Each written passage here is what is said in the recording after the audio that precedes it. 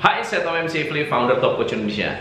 Hari ini saya ingin menjelaskan Anda ada dua teori menarik tentang transformasi. Teori yang pertama adalah teori E, teori yang kedua adalah teori O. Kita mulai sekarang.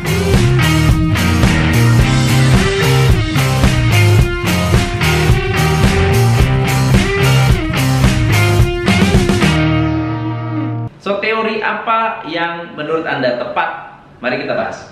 Teori E adalah teori di mana Anda sebagai seorang business owner, kalau mengalami krisis, transformasi yang Anda gunakan adalah dengan mem-PHK pegawai, dengan melakukan yang disebut restrukturisasi biaya atau bahkan restrukturisasi pinjaman bank.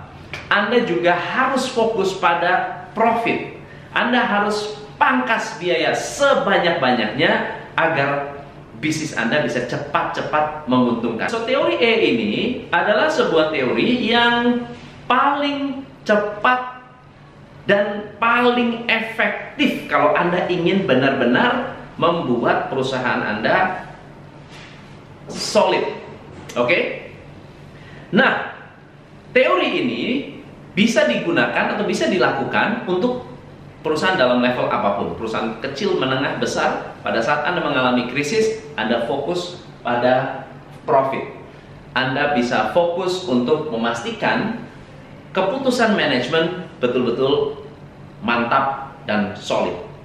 Tetapi ada teori lain yang disebut teori O. Mari kita lihat seperti apa. Sementara teori O adalah teori di mana Anda tidak fokus pada uang, tapi fokus pada orang. Bukan fokus pada uang, tapi fokus pada orang. Anda memfokuskan pada semangat kerja, memfokuskan pada culture. Tidak ada satupun yang di PHK dan harus membangun strategi dari bawah ke atas. Nah, apa yang menarik? Teori O ini adalah teori yang sangat-sangat sulit untuk dilaksanakan. Pertanyaannya, di antara dua teori ini, mana yang bisa menghasilkan luar biasa? Kita lihat kasus berikut ini. Ada dua company, perusahaan kertas, mengalami krisis yang luar biasa. Satu perusahaan dengan perusahaan yang lain memiliki strategi yang berbeda.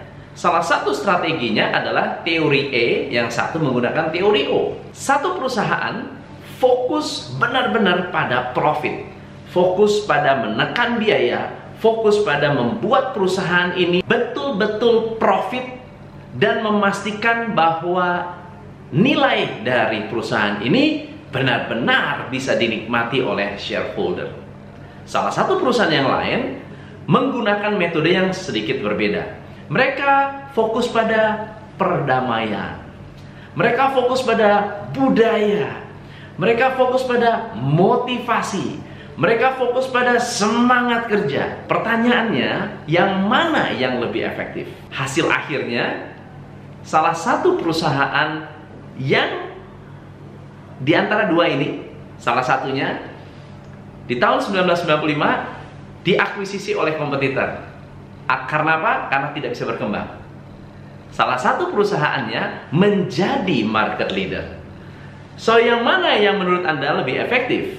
Yang fokus pada pemangkasan biaya, PHK, dan lain-lain sebagainya, atau fokus pada kedamaian, semangat, motivasi? Please komen di bawah mana yang Anda pilih. Kita akan buka kasusnya hari ini. So, ada dua company yang sama. Yang pertama adalah Scott Paper, yang kedua adalah Champion International.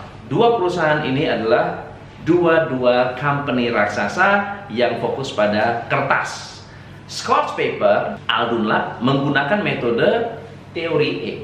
Teori E yaitu mereka fokus pada pengembangan profit, sangat-sangat kaku, mengejar profit, mangkas karyawan, berani motong biaya, berani menutup divisi, dan akhirnya dalam 20 bulan mereka berhasil membuat bisnis profitable.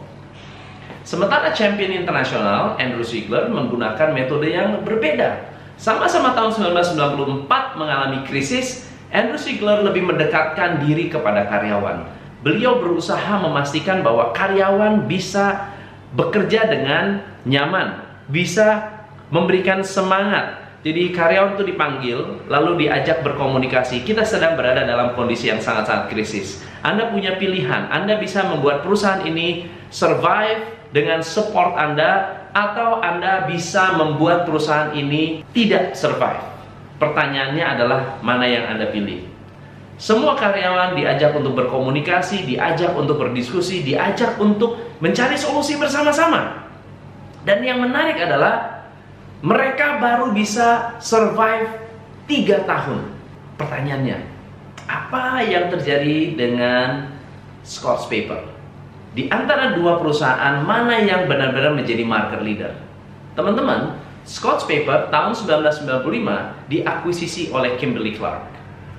Karyawannya banyak yang dikeluarkan, perusahaan ini tidak bisa membaik, tidak bisa terus-menerus berkembang. Potensinya diakuisisi oleh perusahaan yang lebih besar, lalu kemudian Kimberly-Clark menjadi nomor 1. Sementara tahun 1997 Champion International menjadi market leader dan sulit digoyang karena memiliki karyawan yang benar-benar militan membela perusahaan.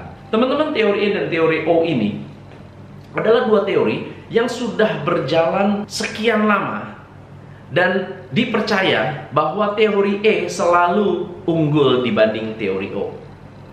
Secara short term itu terjadi, tetapi ternyata secara long term, karyawan yang setia, karyawan yang termotivasi, karyawan yang berbudaya adalah yang unggul. So teman-teman, case study kita hari ini seperti itu. Semoga bermanfaat. Saya Tom MC Ifle. Salam pencerahan. Please comment, like, and subscribe kalau Anda suka dengan konten ini. Dan jangan lupa share ke teman-teman yang lain supaya bisa belajar banyak dari channel saya. Salam pencerahan.